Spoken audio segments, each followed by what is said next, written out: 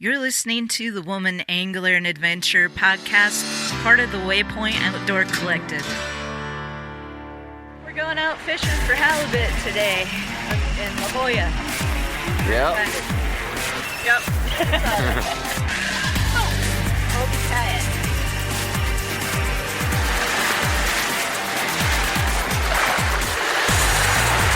That's the bait we want to catch right there, greenback.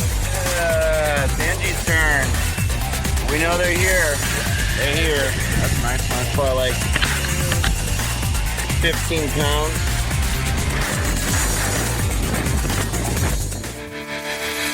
Welcome to the Woman Angler and Adventurer podcast, inspiring real women with a passion for fishing and the outdoors to go get their adventure on. Now, here's your host, Angie Scott and Barb Carey. Hey, welcome to the Woman Angler and Adventurer podcast. I'm Angie Scott. Wanted to share some big news with you before we get into this week's episode. Recently, we just found out our show's been added to the iHeartRadio platform, so that's really exciting. Anytime we can get on more platforms, it's good, because that just gives us exposure to more people, and more people find out about the show, so we're really excited about that. And I hope you had a chance to catch last week's episode where my co-host Barb Carey showed us how to smoke and grill some fish. And we did that one as a video episode. We love to do that whenever we can. So we're doing it again this week. You can check this out on YouTube or on Waypoint TV. So a couple weeks ago, we talked all about fishing from a pontoon. This week, we're going to talk about another great option, especially if you're on a limited budget and you still want to be able to get out on the water and fish. And that's fishing from a kayak. And I know we have a lot of listeners in our Woman Angler and Adventurer Facebook group who are really into kayak fishing. So I recently put a call out to everyone in the group and asked, what are some of the reasons why you love kayak fishing so much? And we got a ton of great responses. Special thanks to everyone who chimed in, and the responses ranged from excitement of hooking into a big one and having it pull you around the lake, the ability to access remote waters and sneak up on fish.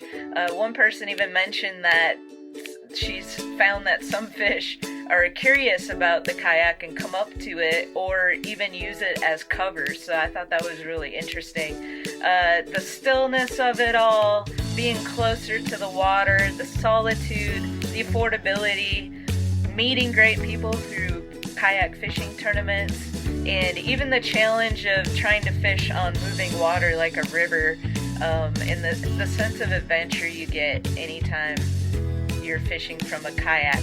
These all came up as reasons why people love it so much. So a few weeks ago, I had the opportunity to visit San Diego for the first time. What a beautiful part of the country. I always wanted to go there, and I was so happy to finally have that opportunity. There's so much to do and see, and we pretty much ran non-stop from the moment we landed, which was on Cinco de Mayo, until we left 6 days later. And we started out with a really nice Sunday brunch at Nob Hill, and then took a walk through Balboa Park. The next day we hit the Point Loma Lighthouse, Coronado Beach.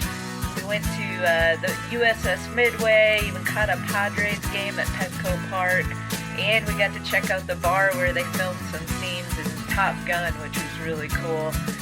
We went to Mission Beach, Mount Soledad, got to watch the sea lions and seals in La Jolla, checked out the Birch Aquarium, and we did so much more. Of course, whenever I travel, I'm always looking for ways to tie in fishing experiences, so this trip was no exception. I was fortunate enough to know a guy who's pretty much an expert in that area. Kevin Nakata, aka the Sea Samurai, had the hookup for me. I met Kevin for the first time at the Association of Great Lake Outdoor Riders Conference in Bismarck, North Dakota this past fall, and he was there representing Hobie Kayaks. That was really my first time getting to see Hobie Kayaks up close and personal, and I have to say I was really impressed by the quality and especially that Mirage Drive system that they have. So for some reason I came up in conversation that I was going to be coming out to San Diego at some point, and I had no idea, but Hobie Kayaks is headquartered in Oceanside, which is not too far from San Diego. So when I mentioned that, Kevin invited me out and said, check out the headquarters, and he'd take me out and do a little kayak fishing in the ocean. And I've never kayak fished before in my life, so I was a little bit intimidated by the thought of that, but I'm not usually one to back down from a challenge, so I said, all right, let's do it. Well, my trip was originally planned for December, but it ended up getting postponed due to some scheduling conflicts. And so in the meantime, I had my first opportunity to actually sit on a Hobie kayak and try out the Mirage Drive pedal system firsthand up at the Wisconsin Fishing Expo. Haha, just kidding. If you're watching the video version of this episode on Waypoint TV or YouTube, you'll see what I'm talking about. But for real, though, I ran into Kevin again, this time at the Bassmaster Classic in Knoxville, where we again touched base about kayak fishing in the ocean.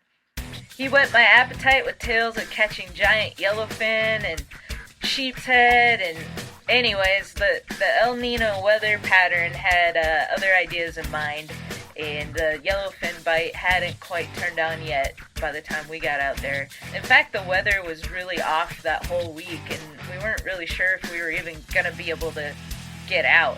But luckily it cleared up, and Friday, the last day before we left, we had the chance to go out and kayak fish on the Pacific Ocean. So the day before our kayak fishing adventure, we met up with Kevin at the Hobie Cat World Headquarters in Oceanside.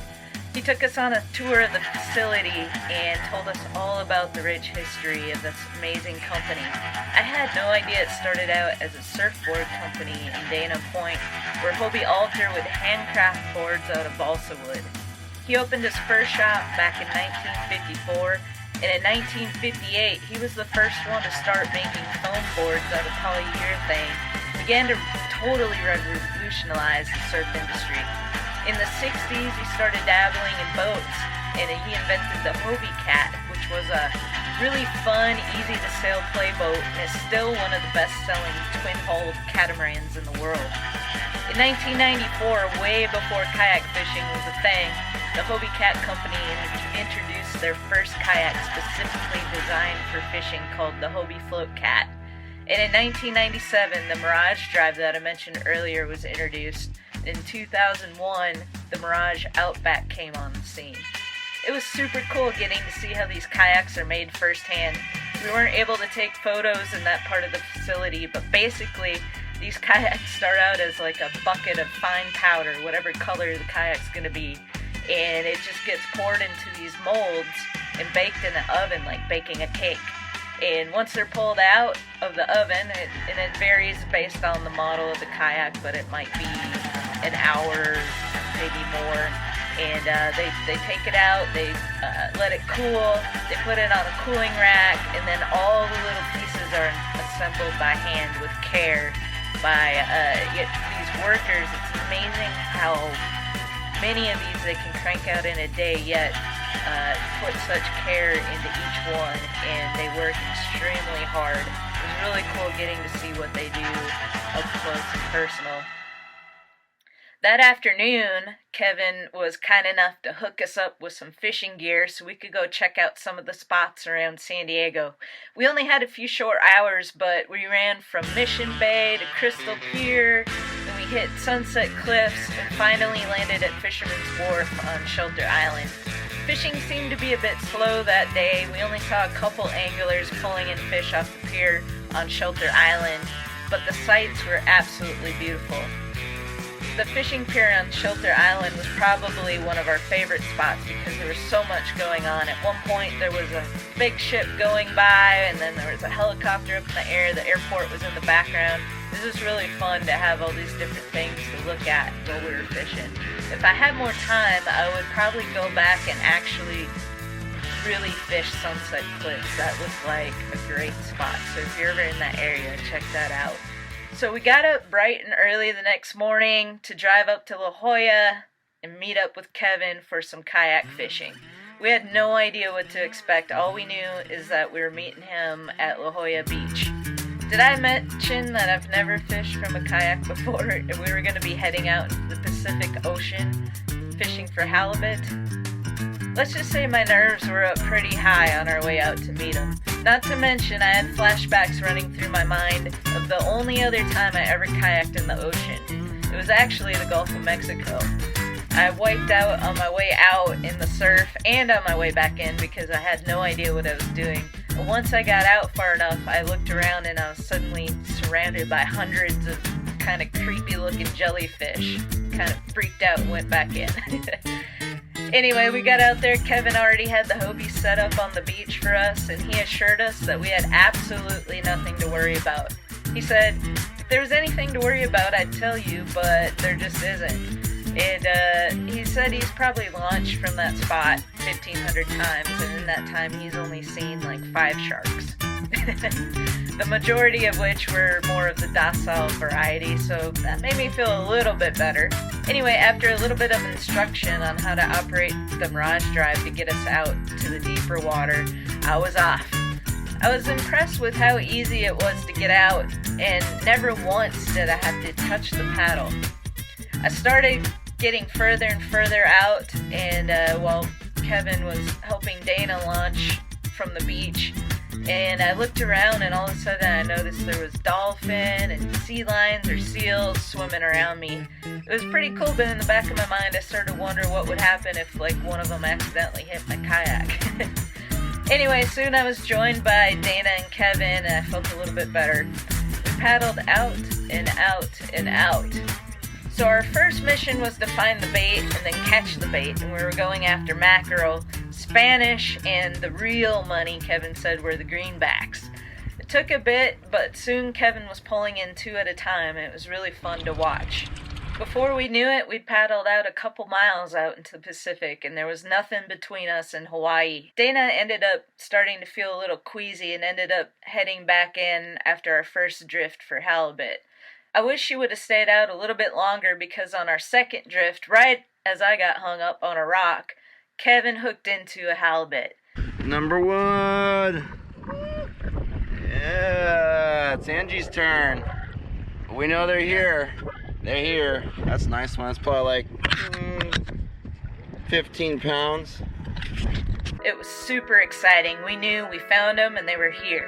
Usually where there's one, there's several. And it was awesome once he got that beast in the kayak, watching it flip around. Halibut are such an interesting fish. We got to see some at the Birch Aquarium up close after our adventure. They pretty much just bury themselves in the sand and keep an eye out for food.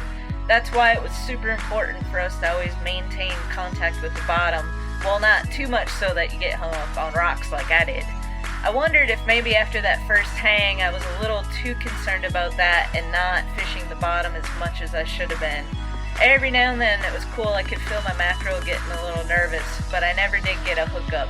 I did get cleaned one time there toward the end, and we had a lot of really good drifts. So on our way back in, I trolled with a mackerel out behind me, just in case we might have been able to get a random yellowfin hookup. No such luck, but it was fun knowing that I had the chance. It made the long ride back to the beach all the more enjoying. Once we got past a certain point into the sheltered area, I had to reel up because you're not allowed to fish past that point. It was about that point we had a seal or a sea lion playing with us on the way back in. We got a pretty cool underwater shot with my GoPro, so those of you watching will get to see that. All in all, it was an epic experience, and I'm super thankful to Kevin Nakata, the Sea Samurai, for taking the time to take us out that day. I'll be back for sure, and I'll be ready to battle some monsters from a kayak. If you want to check out the ultimate fishing kayak, definitely check out a Hobie. They're serious about fishing performance. And even in those rough waters, the stability was amazing. I never once had any concerns as far as that went. Well, I hope you guys enjoyed my quick recap of the San Diego trip. I was also able to connect with a couple awesome lady anglers out in that area while I was out there too, and we're going to have them on the show sometime soon, so you'll be able to hear about their stories and experiences fishing in that part of the country. If you ever get a chance to go out that way, I highly recommend it. Let me know and I'll try to connect you with some people so you can get some information and hopefully have some success while you're out there. Thanks for listening or watching this week's episode of the Woman Angler and Adventure podcast. Stay tuned. We have a really cool series coming up all about taking kids fishing and the importance of that. So I think you're really going to enjoy. Please continue to share these episodes. We really appreciate you and your support. See you next week.